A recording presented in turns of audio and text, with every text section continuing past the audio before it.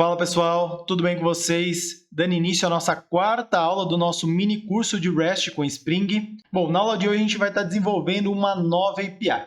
Em aulas anteriores aí a gente entendeu um pouco os conceitos de REST, desenvolvemos a nossa primeira API, que é a API que lista todas as despesas existentes em nosso banco de dados, e hoje a gente está preparado para evoluir essas nossas APIs, esses nossos serviços expostos por esse controller, pelo Expenses Controller. Bom, na aula anterior eu apresentei para vocês uma ferramenta muito interessante, que é a ferramenta que será utilizada para realizarmos todos os testes nas APIs que vamos desenvolver aqui no nosso curso, que é o Postman. Então, vamos fazer o seguinte, vamos startar essa nossa aplicação aqui, tá? Tem uma coisa aqui que eu não apresentei para vocês ainda. Dentro da pasta Resources, eu criei um arquivo chamado data.sql, tá? E coloquei aqui 3 inserts. Então, toda vez que eu inicializo a aplicação, lembrando que eu estou utilizando o H2, um banco de dados em memória, então toda vez que eu inicializo a aplicação, ele recria o banco de dados. Então, esse arquivo aqui, data.sql, ele é executado toda vez que a aplicação é inicializada. Então, aqui no caso, ele já vai estar inserindo para a gente 3 registros. Isso simplesmente para facilitar aqui os nossos testes. Bom, vamos lá então para o Postman. Já estou com a definição aqui da nossa API e vou simplesmente clicar no botãozinho Send. Ele vai fazer a requisição lá para a nossa aplicação e vai devolver aqueles 3 registros que a gente inseriu no data.sql. Então, aqui, uma API muito simples, né? Simplesmente ele lista todos os registros no nosso banco de dados e aqui ele mostra que ele retornou 200, que foi uma requisição feita com sucesso. A gente vai, no decorrer das aulas, entender melhor essa questão dos status code. Hoje eu vou apresentar para vocês mais um status code e no decorrer das aulas a gente vai aprendendo outros status. Bom, legal. Essa nossa nova API, o que ela faz? Bom, aqui a gente tem uma lista de recursos. Esse recurso aqui, no nosso caso, é uma despesa. E o que a gente quer? A gente quer buscar, dentro dessa nossa lista aqui de recursos, a gente quer buscar um recurso em específico. Bom, para isso, a gente precisa passar aqui para a nossa nova API uma informação que permita identificar de forma única uma despesa em nosso banco de dados. Bom, vocês já devem estar imaginando qual que é essa informação. Essa informação é o ID. O ID ele nunca se repete em nosso banco de dados. Sempre que eu insiro uma nova despesa, um novo ID é gerado de forma automática. Então, essa nossa nova API ela vai ter o seguinte formato. O que a gente vai fazer? Bom, vou clicar aqui no botãozinho de mais, tá? da nossa ferramenta Postman. Ele vai abrir essa nossa nova abinha aqui e vou colocar o seguinte, vou copiar essa URL para facilitar aqui a nossa vida, vou colar e essa nossa nova API ela vai passar quem? O ID. Então, eu coloco aqui, ó, /expenses /ID. Repara a hierarquia, tá? Aqui eu tenho a raiz dos meus recursos. Tá? Então, aqui eu tenho a minha lista de despesas. E aí, quando eu vou diminuindo essa hierarquia, tá? Eu coloco uma barra, significa que eu estou navegando nessa hierarquia. E aqui no caso, tá? Eu estou criando então uma API que navega dentro dessa lista aqui de recursos e busca com o ID aqui no caso que a gente está passando. Nesse exemplo, ele vai estar buscando a despesa com o ID 1 e assim por diante. Bom, o que a gente precisa estar realizando agora? A gente precisa estar traduzindo essa API aqui lá para a nossa aplicação. E é isso que a gente vai estar fazendo. Bora lá então para o IntelliJ. Estamos aqui no IntelliJ. Vou pausar aqui, tá? Não tem necessidade da aplicação ficar rodando enquanto a gente desenvolve a nossa nova API. Vou copiar, tá? Algumas coisas aqui só para já ter um esboço. Copiei. Vou apagar este cara aqui, tá? Bom, a nossa API ela retorna uma despesa. Então, vou estar removendo aqui a informaçãozinha da lista e vou trocar também o nome do método. Vou chamar ele de FindById. Vamos voltar aqui no Postman para analisar o seguinte. Esse ID, tá? Ele não é estático, ele é dinâmico. Ou seja, eu posso passar o ID 1, o ID 2, o ID 3 e assim por diante. Então, como que eu represento esse tipo de dinamismo lá no Spring? Vamos voltar, então, aqui para o nosso IntelliJ, tá? E aqui no path da nossa URL, a gente coloca da seguinte forma, /, entre chaves, eu coloco o nome do parâmetro. E aí eu preciso também colocar o quê? Preciso de uma forma de amarrar esse parâmetro, tá? Que está sendo enviado aqui no path da minha requisição, com o meu método, com um parâmetro do meu método. Esse cara ele vai ser do tipo long, e aí eu preciso falar o seguinte, ó, pegue essa informação que está no path da minha requisição, através do path variable.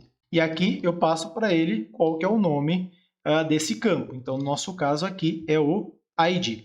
Tá bom? Então, agora a gente já pode fazer um pequeno teste. Eu vou estar retornando nulo aqui só para facilitar e vou mandar imprimir o ID que está vindo aqui na requisição. Vamos subir aqui a nossa aplicação, tá? Para fazer bem passo a passo, para facilitar, a gente não precisa ter pressa e para a gente entender aqui cada passo da nossa API. Bom, subiu aqui a nossa aplicação, vamos ver aqui, está startada, Started Expense API Application, então vamos lá para o nosso Postman e agora vamos testar. Vamos fazer aqui um send, ele retornou aqui um 200, ok, e vamos verificar o seguinte, olha só, ele imprimiu aqui o número 3. Por quê? Porque foi o ID que a gente enviou aqui na nossa requisição. Então, vamos trocar esse cara aqui e colocar o 1. Vamos fazer novamente a requisição, vamos verificar aqui no console e agora ele imprimiu o valor 1.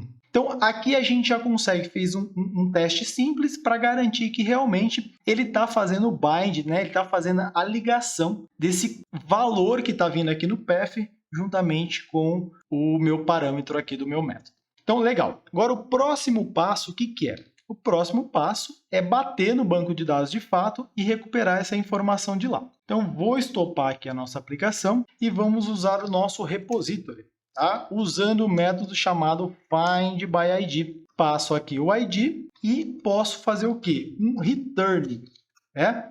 Só que aí ele está dando um erro. Por que que ele está dando um erro? Porque esse cara, ele retorna um optional. Tá? Então, eu preciso fazer o quê? Aqui eu preciso fazer um get. Dessa forma, eu consigo extrair o expense retornado por esse optional. Bom, legal. Vou subir aqui novamente a aplicação para testarmos essa nossa implementação. Startou aqui, vou voltar lá, vou fazer essa mesma requisição e olha só, tomamos um erro. Por que que a gente tomou um erro? Bom, a gente precisa definir uma informação. Aqui ele está falando, tá, que houve um erro, que o required identified property not found. O que significa isso? Bom, aqui na nossa classe, vamos voltar aqui, vou pausar, tá? Vamos voltar aqui para o nosso domain e vamos aqui no expense. Repara que a gente não definiu uma informação que é importante para o Spring Data, que é qual que é o campo que representa o ID da minha entidade. No nosso caso, é esse campo ID, eu preciso colocar um @ID aqui, ó, tá? Essa anotação do Spring Data. Então, dessa forma, ele sabe que este campo é o ID, ele requer isso, ele exige essa informação da gente. Vou inicializar novamente a aplicação e vou testar aqui a requisição da mesma forma que fizemos. Testo aqui e olha só que maravilha, agora ele está retornando aí a nossa despesa. Tá? Então, se eu passar aqui, por exemplo, o ID2, ele vai buscar a despesa com ID2. Se eu passar aqui a despesa com ID3, ele vai também estar buscando a despesa com ID3. E se eu passar aí o ID4, o que vai estar acontecendo? Pois bem, vamos fazer aqui o teste. Ele deu um 500. Ele retornou aqui para a gente um internal server error. Quando eu comecei a aula, eu dei uma pequena introdução, tá? Que a gente tem o quê? Uma série de códigos de status HTTP. Eu deixei aberto aqui para a gente estar dando uma analisada. Aqui no Wikipedia, a gente tem todo o detalhe dessa lista. Tá? A gente tem o quê? 5 famílias aí de códigos de status. A família que começa por 1, tá? Então, 100, 101, 102 e assim por diante, esses métodos listados. Tá? Vamos descer aqui. Ó. A família do 100, ela é informativa. Não vamos entrar em detalhe aqui. A mais comum para a gente aqui é a família que começa com 2. No nosso caso, lá a gente já tinha visto 200, que é a resposta mais comum que indica que a requisição foi feita com sucesso. Mas a gente tem uma série de outros status. Tá? Que a gente vai aprender. Claro que não vamos aprender todos, a gente vai aprender os principais utilizados aí no desenvolvimento de APIs REST. Mas aqui no caso, tá? Quando eu retorno 200 pela minha API, eu estou indicando que foi feito com sucesso a requisição. Temos também aqui a família 300, né? 300, 301, 302 e assim por diante. Quando ele indica um redirecionamento, significa que o cliente que está chamando essa API ele vai ter que fazer um redirecionamento para finalizar esse procedimento, essa requisição. Temos aqui também da família 400, quando eu quero validar uma informação que o meu cliente está enviando. Então, por exemplo, imagina que eu tenho uma API de cadastro, eu quero validar se o e-mail está válido, se o CPF está correto. Então, eu posso usar aqui a família 400 para estar fazendo esse tipo de validação. É muito comum a gente tratar erros do tipo bad request. E aí tem mais uma série de outros status aqui na família 400. A gente também vai estar conhecendo aí os principais, os mais utilizados no dia a dia. E, por fim, a gente tem a família 500, tá? Quando acontece algum erro interno na nossa aplicação, que não foi causado pelo cliente, ou seja, o cliente mandou os dados de forma correta, só que aconteceu um erro inesperado na nossa aplicação. A partir dessa pequena introdução aqui, vamos voltar aqui para o nosso Postman. Tá? O que acontece? O erro aqui, no caso, foi gerado pelo cliente, no caso, por nós, que requisitamos um ID inválido. Então, nesse caso, a gente deveria retornar algum status da família 400, que é o status adequado para validar um erro causado pelo cliente. Se ele solicitou, se ele requisitou uma despesa que não existe, um bom status seria qual? O status que indica que não foi encontrado aquele registro, aquele recurso. E esse status é esse cara aqui, ó, é o 404, não encontrado. O recurso requisitado não foi encontrado, mas pode ser disponibilizado novamente no futuro. Solicitações subsequentes pelo cliente são permitidas. Ou seja, hoje não existe a despesa com ID 4, mas pode ser que futuramente exista essa despesa e ele vai estar retornando um 200 aí para a gente. Pois bem, então vou voltar lá para a nossa aplicação, tá? E falar para ela, ó, quando você for solicitado a busca de um registro que não existe, você vai retornar um 204. Bom, como que a gente faz isso? Tem algumas formas, tá? Eu vou estar mostrando a mais simples aí a partir do Java 8, que é através do lançamento de uma exceção informando o status code. Então, aqui é o seguinte, ele retorna aqui para a gente um optional. E quando a gente está trabalhando com o optional, a gente tem essa opçãozinha aqui, ó, or else throw.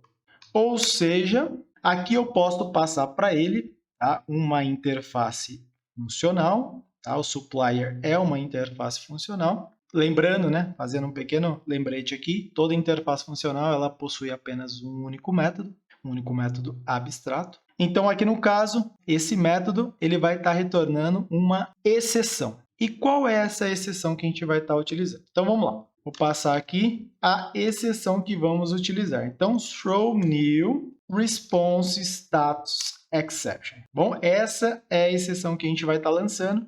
Por que essa exceção e não outra? Bom, essa é uma exceção especial. Tá? É uma exceção que o Spring Web sabe tratar. Então, quando ele recebe esse tipo de exceção, ele vai procurar lá dentro dela qual que é o status code que deve ser exibido aí para o cliente. Então, aqui no construtor dessa exceção, eu preciso passar o quê? HTTP status, qual que é o status code que eu quero estar retornando. No nosso caso, é o not found, que eu não preciso do throw, tá? É só do new, então vou estar apagando essa informação. Agora, a gente já está tratando o caso em que o registro solicitado não existe aí no nosso banco de dados. Vamos testar para ver se está funcionando? Então, vou inicializar aqui novamente a nossa aplicação e vamos lá no nosso amigo Postman para estar repetindo essa requisição. Vou solicitar aqui novamente, ó. E agora, olha só, ele mudou o status, né? Agora ele está retornando o 404. Então, dessa forma,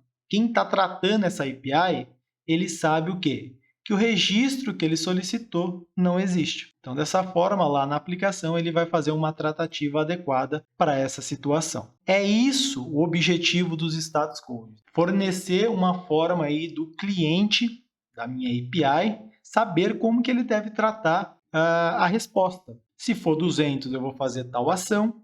Se for erro, e se for um erro do tipo tal, no caso aqui 404, eu vou fazer outra ação e assim por diante. Dessa forma, sua aplicação consegue tratar cada resposta e retornar aí ou exibir o que seja mais adequado aí para a sua aplicação. Então, só para finalizar aqui, se eu passar, por exemplo, o registro 2, ele vai estar retornando com sucesso porque é um registro que existe na nossa base. Bom, então, desenvolvemos aqui a nossa segunda API, a API que permite que a gente busque agora um recurso específico.